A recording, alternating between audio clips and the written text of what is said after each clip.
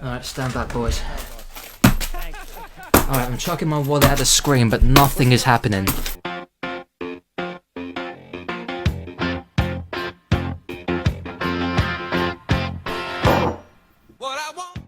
Hello everyone, welcome back, and I hope you're doing well. So, guys, Doom Eternal, November 22nd. It's happening. I just cannot believe it.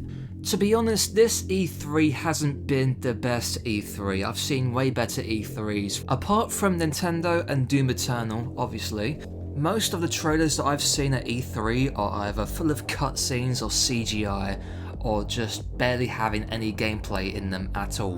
Which, all things considered, it is a shame. I'm just seeing mobile games and hardly any gameplay of the new games coming out this year or in 2020. Again, apart from Nintendo, which they pretty much showed quite a lot of gameplay, to be honest, which is what I've heard from Nintendo anyways, because I haven't watched the conference yet, so I probably need to check that out at some point.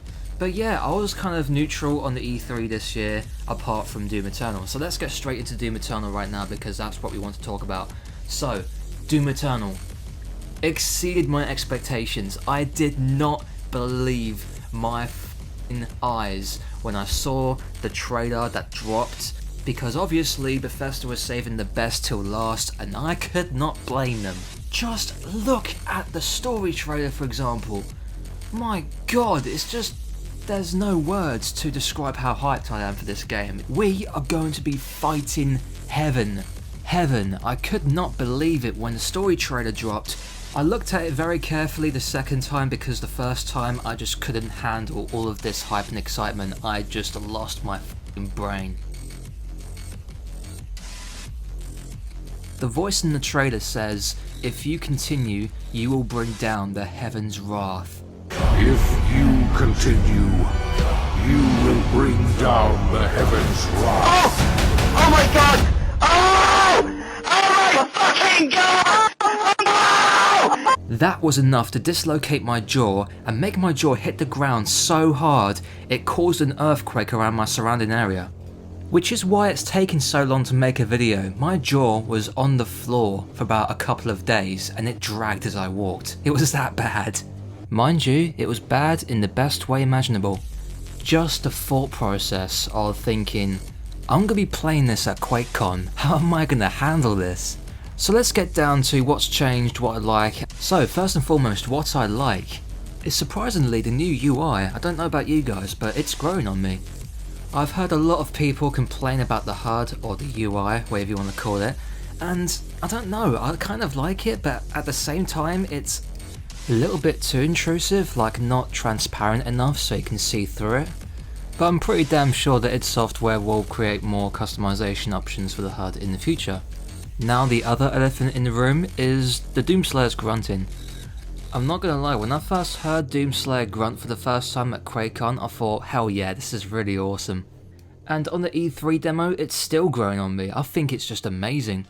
The grunting is just somewhat paying homage to Doom 1 and Doom 2, the classics, and it just captures that nostalgia really well, in my opinion.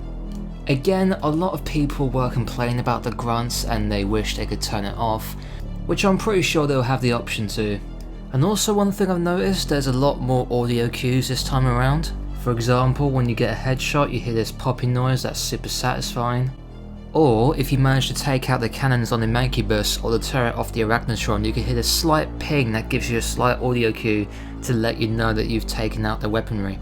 I think in my opinion it gives it much more charm and much more satisfaction once you hear those sounds and be like, yep, I've just f***ed them up, now I'm gonna glory kill them. Another thing that I've noticed a lot more within the gameplay and other gameplay demos that I've seen around E3, no gore nests. I mean, a complete entire lack of gore nests. Instead, it kind of goes back to going to a certain place and the demons are already there, so you don't have to go around to a gore nest, pull its heart out and then let the demons spawn in, which I think will make the combat loop a lot more satisfying and faster in general.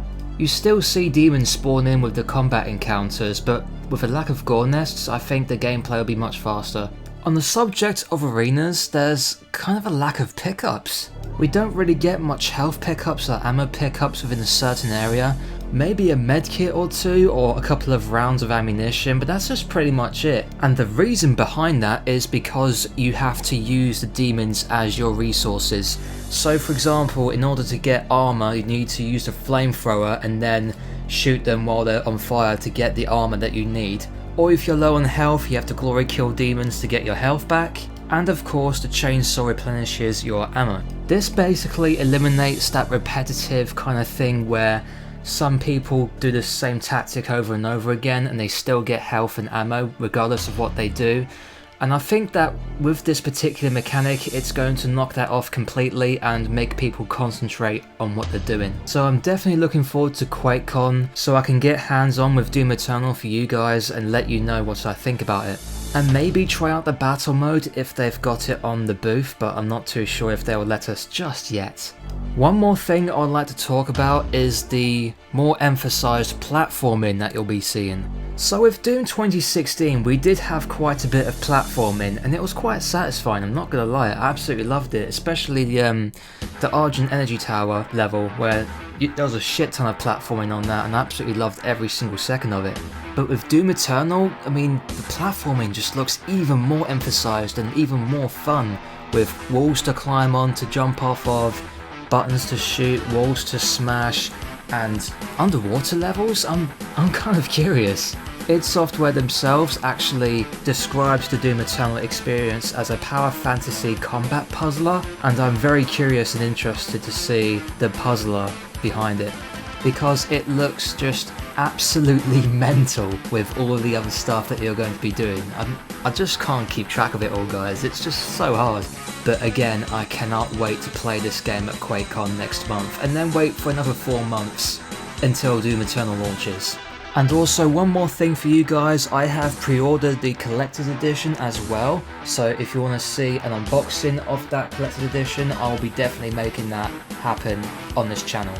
And that's all I have for you guys today. If you have enjoyed this video, or if you're looking forward to Doom Eternal when it comes out, please be sure to leave a like on this video, it really does help me out a lot. And also be sure to subscribe and hit the notification bell so you never miss anything that I've got planned in the future for this channel. And have a good morning, afternoon, evening, wherever you are, and I'll see you guys in the next video. Take care.